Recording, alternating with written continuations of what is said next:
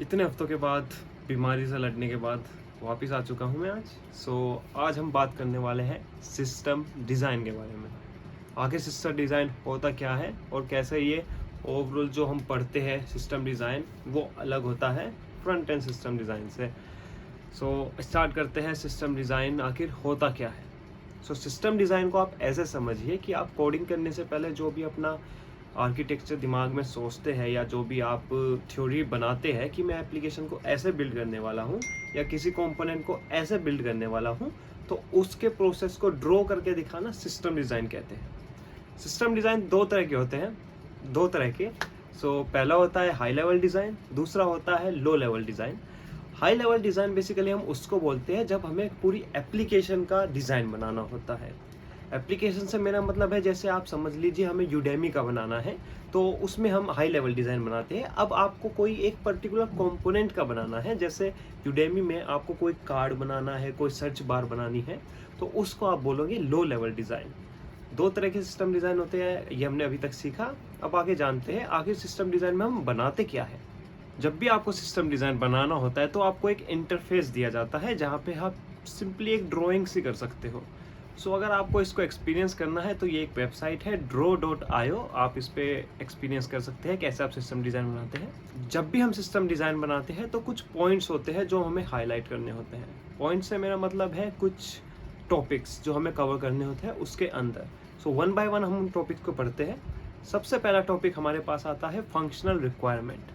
Functional requirement basically वो requirement होती है जो हमें प्रोडक्ट टीम से मिलती है। अगर आप फ्रेशर हो तो ऐसा समझिए, जैसे अभी मैं यूडेमी का एग्जांपल ले रहा था, तो हम यूडेमी क्यों बना रहे हैं, हमारी रिक्वायरमेंट क्या है, कौन कौन से हमें फीचर देने हैं एंड यूज़र को, तो वो बेसिकली फंक्शनल रिक्वायरमेंट में आता है। फंक्शनल रिक्वायरमेंट लिखने के लिए हम नॉर्मल टेक्स्ट लिखते हैं, उसमें सारी रिक्वायरमेंट लिख देते हैं। अब इस वीडियो में आगे बढ़ते हुए हम एक नया एग्जांपल लेते हैं। जैसे मान लीजिए अगर हमें कोई लो लेवल डिज़ाइन बनाना है एक ऑटो कंप्लीट इनपुट बॉक्स का। ऑटो कंप्लीट इनपुट बॉक्स वो होता है जिसमें हम टाइप करते हैं फिर नीचे सजेशंस आ जाते हैं, तो उसकी कुछ फंक्शनल रिक्वायरमेंट मैं यहाँ लिख रहा हूँ, इनको पढ़ लीजिए। जैसे उसमें बेसिक तो यही होगा कि यूज़र टाइप कर सके इनपुट बॉक्स के अंदर, फिर टाइप करने के बाद उसको ऑप्शन दिख जाए नीचे, फिर ऑप्शन पे वो क्लिक कर सके। तो ये जो हमारे होता है ये सब फंक्शनल रिक्वायरमेंट में आता है। इसके बाद दूसरी जो हमारे पास आती है वो आती है नॉन फंक्शनल रिक्वायरमेंट। ये बेसिकली वो रिक्वायरमेंट होती है जो हमें टेक्निकल साइड से लानी होती है। जैसे कि आपको कौन सी एपीआई यूज़ करनी है, रेस्ट एपीआई यूज़ करनी है या ग्राफक्यूएल एपीआई यूज़ करनी है, ये नॉन फंक्शनल रिक्वायरमेंट में आता है। और आपको कैसे ऑप्टिमाइजेशन करना है, कौन सी आपको प्रोसेस यूज़ करनी है, जैसे सर्च बार में आप कौन सी एल्गोरिथम यूज़ करोगे, तो वो आप इसमें लिखते हो नॉन फंक्शनल रिक्वायरमेंट में। नॉन फंक्शनल रिक्वायरमेंट एक ऑटो कंप्लीट इनपुट बॉक्स की क्या होगी वो मैं यहाँ लिख रहा हूँ। एंड में जाके मैं इनको पूरा एक आपको फोटो दिखाऊंगा, तो आप घबराइए मत। अभी में हम इंडिविजुअली कर रहे हैं, फिर इनको कॉन्कैटिनेट कर देंगे आपस में draw.io पे। ये जो फंक्शनल रिक्वायरमेंट और नॉन फंक्शनल रिक्वायरमेंट होती है ये आपको खुद से लिखनी पड़ती है। इंटरव्यूअर आपको एक प्रॉब्लम देगा कि आपको एक ऐसी वेबसाइट बनानी है या कोई एक ऐसा कंपोनेंट बनाना है, तो आपको खुद से सोचना है कि हाँ अगर मेरे पास ये है तो मैं कैसे यूज़र को क्या दे सकता हूँ, क्या उसको अच्छा एक्सपीरियंस लगेगा, क्या यूआई जाएगा, क्या क्या मैं नेटवर्क स्पीड कैसे बचा सकता हूँ, ये सब आपको सोचना है। आप इंटरव्यूअर से पूछ सकते हो कुछ सवाल, जैसे अगर हम यूडेमी की बात करें, अगर यूडेमी में आप पूछ सकते हो कि क्या हमें सिर्फ वीडियो ही देनी है या हम कोई आर्टिकल भी दे सकते हैं, और क्या कोर्सेज पेड होंगे या नहीं होंगे। इंटरव्यू में एक बात ध्यान रखिएगा, जैसे ही इंटरव्यूअर आपको एक प्रॉब्लम दे तो एकदम कूद के आप सिस्टम डिज़ाइन नहीं बनाने लग जाइएगा। उनसे पहले सारी रिक्वायरमेंट गैदर करिएगा। जो आपने वो रिक्वायरमेंट गैदर करी है उनको लिखिए फंक्शनल रिक्वायरमेंट में। फिर उसके बाद जो भी आपके दिमाग में आ रहा है कि टेक्निकल में मैं क्या क्या इम्प्रूव कर सकता हूँ, क्या क्या चीज़ें होनी चाहिए, वो लिखिए आप नॉन फंक्शनल रिक्वायरमेंट में। अब तीसरा हमारे पास आता है यूआई, या फिर आप उसको मॉकअप भी कह सकते हैं। यूआई में आपको दिखाना है कि आपका बेसिकली कंपोनेंट कैसा दिखेगा या फिर आपकी वेबसाइट कैसे दिखेगी। इसमें हम जो ये वीडियो ले रहे हैं इसमें हम दो एग्जांपल लेके चल रहे हैं, यूडेमी का और एक लो लेवल डिज़ाइन का। लो लेवल डिज़ाइन के मैं आपको फोटोज़ यहाँ दिखा देता हूँ, यूडेमी का सिर्फ हम थ्योरी वाला एग्जांपल लेके चल रहे हैं।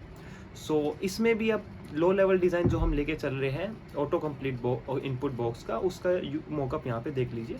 मैंने यहाँ डाल दिया, नहीं है ना, हाँ इसका मॉकअप ऐसा दिखेगा। बेसिकली एक इनपुट बॉक्स होगा, नीचे 4-5 ऑप्शंस आ जाएंगे।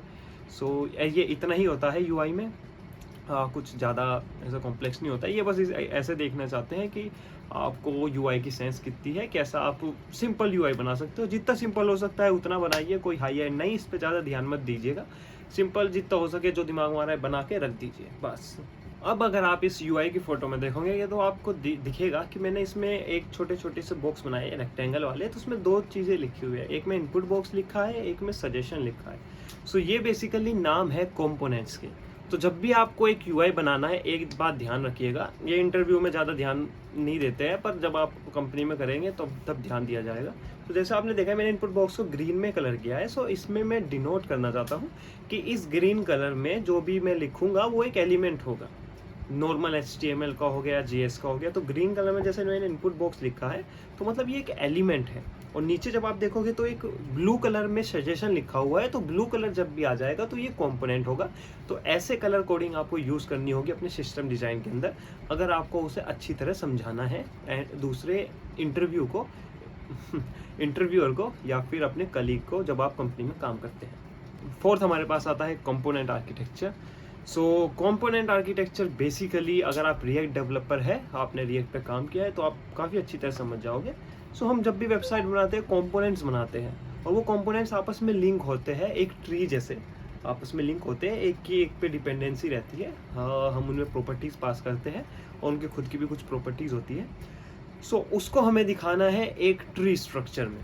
जैसे कि आप यहाँ देख सकते हैं, जो हमारा ऑटो कंप्लीट वाला कंपोनेंट है, लो लेवल डिज़ाइन है। उसमें हमें ऊपर ग्रीन कलर में आपको ऑटो कंप्लीट दिख रहा है। बेसिकली ये कंपोनेंट का नाम हो गया जो हम बना रहे हैं। वो एक फाइल बनेगी हमारी, JS फाइल या टाइपस्क्रिप्ट फाइल जो भी है। उसके बाद नीचे आप देखोगे 2 डिपेंडेंसी आ रही है। पहली आ रही है सर्च इनपुट की, वो बेसिकली है कि जो हमें इनपुट बॉक्स दिखाना है, हमें इनपुट बॉक्स जिसमें यूज़र टाइप करेगा। दूसरी डिपेंडेंसी आ रही है सजेशंस की। सजेशंस एक कंपोनेंट होगा जो नीचे सजेशंस दिखाएगा। इसलिए सजेशंस लिखा गया है। और फिर उस सजेशंस के अंदर हमारा एक और कंपोनेंट होगा सजेशन नाम से, जो हमें सिर्फ एक पर्टिकुलर सजेशन दिखाएगा। समझ रहे हो? जितने भी हमारे पास कंपोनेंट्स बनते हैं उनका ट्री स्ट्रक्चर दिखाना है हमें कंपोनेंट आर्किटेक्चर में।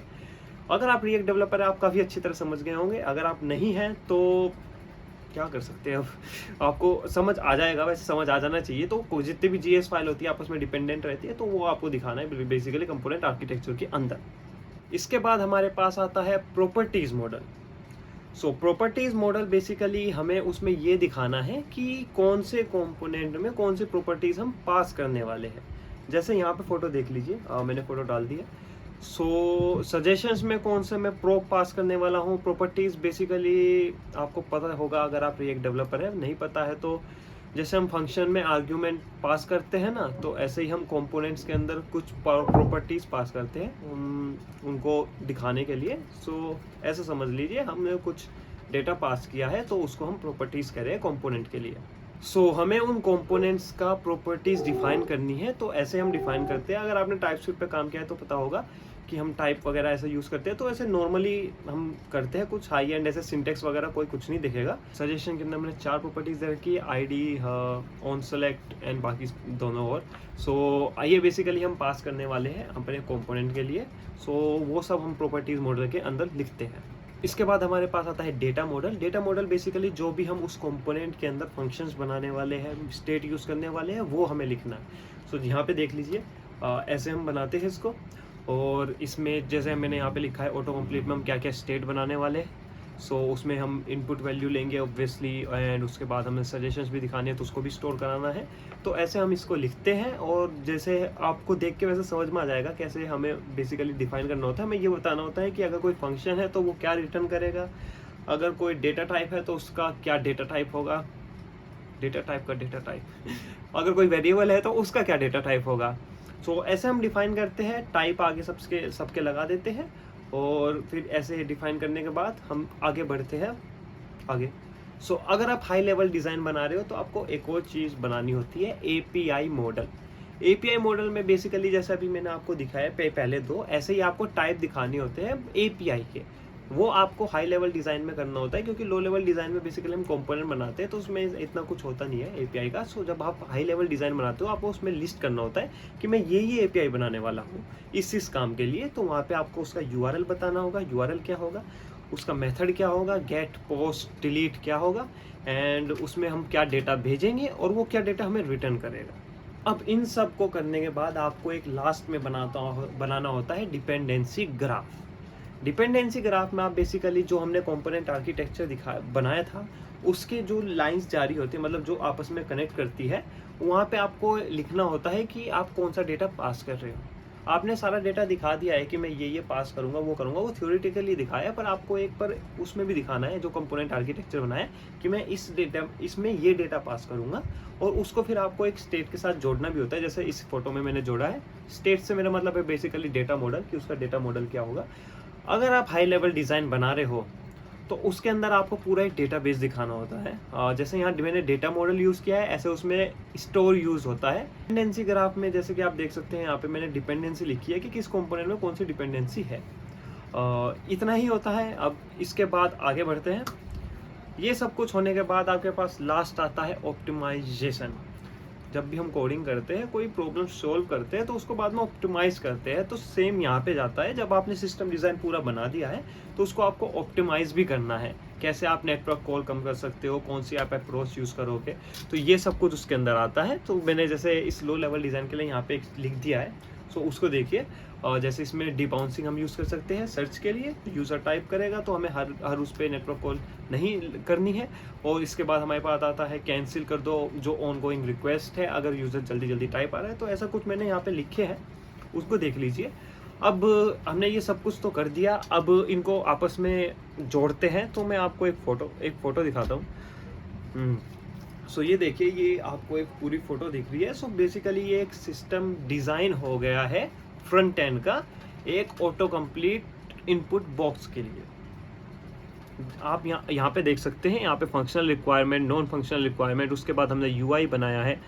यूआई के बाद हमारे पास आता है कंपोनेंट आर्किटेक्चर के बाद प्रॉपर्टीज़, फिर उसके बाद आता है हमारे पास डेटा मॉडल के बाद आता है डिपेंडेंसी ग्राफ, और फिर हम लास्ट में बताते हैं कि हम क्या और कैसे ऑप्टिमाइज़ कर सकते हैं। अगर आपको हाई लेवल डिज़ाइन के बारे में जानना है तो मेरे को कमेंट करके बता दीजिए। मैं एक वीडियो बनाऊंगा जिसमें हम पूरा सिर्फ हाई लेवल डिज़ाइन कवर करेंगे। मतलब मैं लाइव टाइप करूंगा draw.io पे, और फिर उस वीडियो को अपलोड कर दूंगा। उससे आपको ज़्यादा बेहतर समझ में आएगा। अगर आपको वीडियो चाहिए तो बता दीजिएगा नीचे कमेंट करके। और आज के वीडियो में हमने कवर कर लिया है ज़्यादातर जो भी हमें कवर करना था। अब थोड़े क्वेश्चन की बातें करते हैं। तो पहला क्वेश्चन आता है कि क्या ये नॉर्मल सिस्टम डिज़ाइन से अलग है? जी बिल्कुल अलग है। नॉर्मल सिस्टम डिज़ाइन से ये बहुत अलग है। इसमें सिर्फ हम फ्रंट एंड देखते हैं और उसमें कोई आपको लोड बैलेंसर वगैरह कुछ नहीं दिखाना होता है। ये बहुत ही अलग होता है। सिर्फ फ्रंट एंड का आपको आर्किटेक्चर बना के दिखाना है। अब बात आती है क्या सिस्टम डिज़ाइन हार्ड है? बिल्कुल नहीं, बिल्कुल हार्ड नहीं है, बहुत ही ईजी होता है। अगर आपको डेवलपमेंट आती है तो बस आपको उसे डिज़ाइन करके दिखाना है, दैट्स इट। सो इसमें कुछ एज अ कॉम्प्लेक्स नहीं होता है, आराम से हो जाता है। इसके बाद सवाल आता है सिस्टम डिज़ाइन के रिसोर्सेज कहाँ हैं? सो मैं एक वेबसाइट का लिंक डाल रहा हूँ नीचे, उसको आप जाके पढ़ सकते हैं। उन्होंने काफ़ी अच्छी तरह एक्सप्लेन किया है कि सिस्टम डिज़ाइन फ्रंट एंड में हम क्या क्या एक्सपेक्ट करते हैं। उसके बाद एक सीरीज़ और मैं ऐड कर रहा हूँ, काफ़ी अच्छी सीरीज़ है। फ्रंट एंड इंजीनियर एक चैनल नेम है, मैंने उससे प्रिपेयर किया था, काफ़ी अच्छा मतलब पढ़ाते हैं।